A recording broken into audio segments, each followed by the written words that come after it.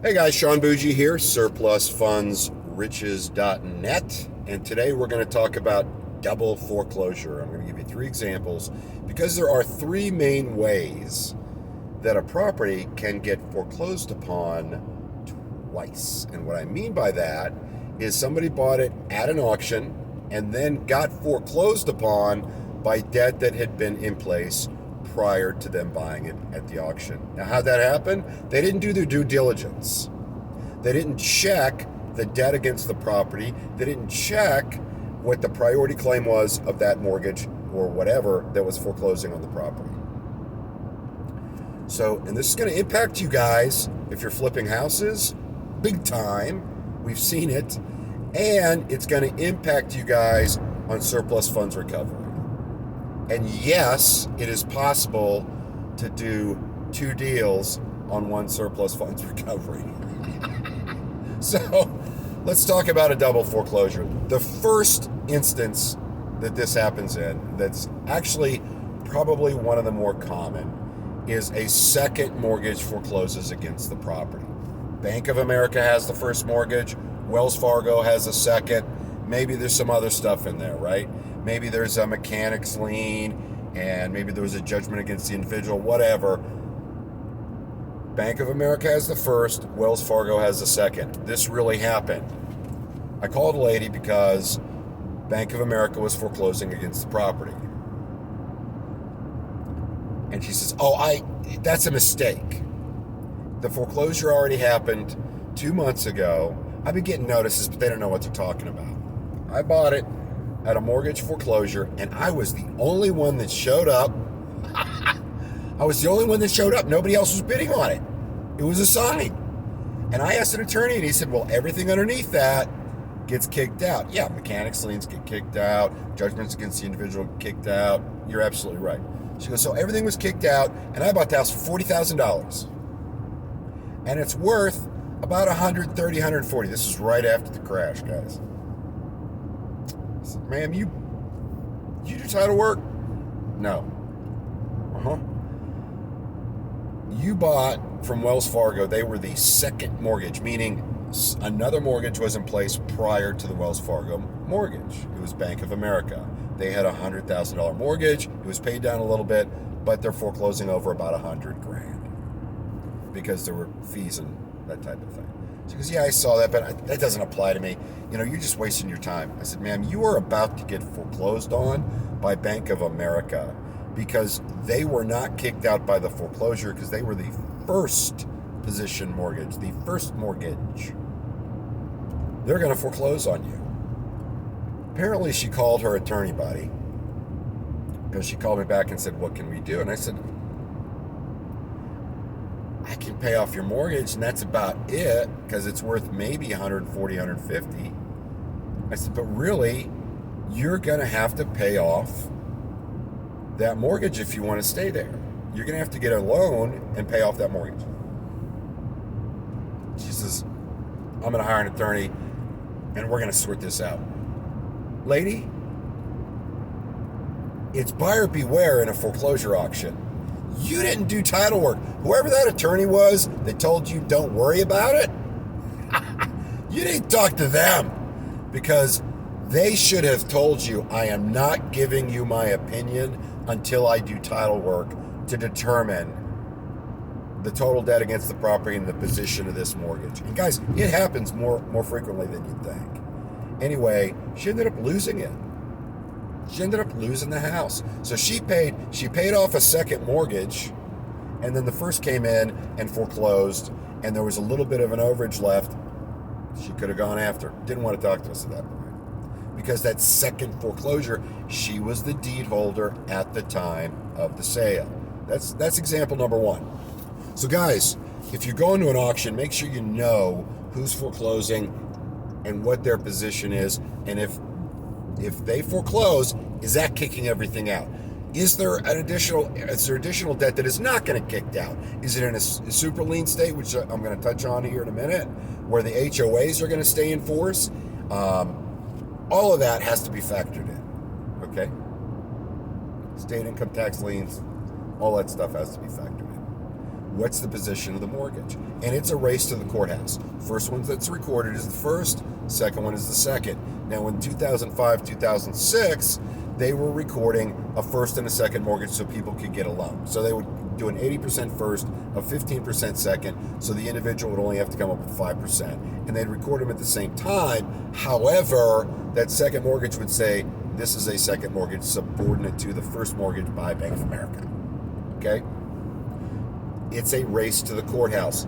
That determines people's priority position to the property. Okay? All right. Second example is the weird stuff that goes on in Florida. This is particularly for surplus funds on a double foreclosure. Now, this happens more than you would think. Guy buys the property and he bought it in a mortgage foreclosure. Okay? Bought it in an HOA foreclosure. Turns out a mortgage company had started their foreclosure process. Let's say Bank of America. Bank of America had already filed with the court that they wanted to foreclose on the property. Florida's a super lien state, which means HOAs have this weird, bizarre, coveted position where they can do whatever the hell they want, pretty much. Okay? So this HOA comes in. Foreclosure's already been filed where it's started. They haven't actually foreclosed on the property. Bank of America started the process. They're going to foreclose in a couple of months. HOA says, we don't want to get kicked out, or even though we have a super lien, we might get kicked out. We're not going to take the risk. We're going to foreclose on the property. They foreclose on the property. Give it to this other guy. Okay? Sell it to, let's say, John Smith. Say Bob Richards had it. He got foreclosed on by the HOA. He already had a foreclosure started by the bank. John Smith comes in, buys it at that HOA foreclosure. Now he gets foreclosed upon by Bank of America. He didn't do title work. And guys, let me tell you something. It's buyer beware. I got no sympathy for people who don't do title work that are doing real estate. You're an idiot. You're an idiot if you're not researching debt before you buy property at a foreclosure. Don't be stupid. Don't be stupid. Take the 15 minutes to research the debt against the property, for Christ's sake. Okay? Anyway. So, first of all, there was an overage created when the HOA foreclosed. Because the HOA was only owed like 15 grand. They sold it for 30. So it's $15,000 on an overage there. Okay? Second guy gets foreclosed on by Bank of America. Now, you would think he was the last deed holder before Bank of America foreclosed. You would think that guy that bought it at the HOA foreclosure was entitled to the overage created by the mortgage foreclosure, right? It's a last deed holder prior to the sale. Not in Florida. It is the deed holder at the time of the lis pendens. At the time the foreclosure was filed, that deed holder is entitled to the overage. So, Bank of America files a foreclosure against Bob Smith, okay, the owner of the property, owner, not deed holder, owner of the property that he filed the foreclosure. I mean, they're filing a foreclosure against this guy. They file it, he quit claims it to his brother John, okay, and now it creates a surplus. He's still entitled to the overage, not that other person. It's the person in Florida. Florida's the only one with this law. The person that was the deed holder at the time of the lis pendens, at the time that the bank got granted the right to actually conduct the foreclosure. Okay? Seen that happen.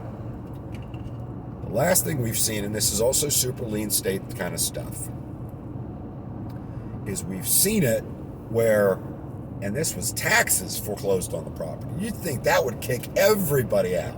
Well, the weird thing with super lien states is super lien states, HOAs and condo associations, their priority to that property, okay, their interest runs with the land. It's deeded because it's an HOA.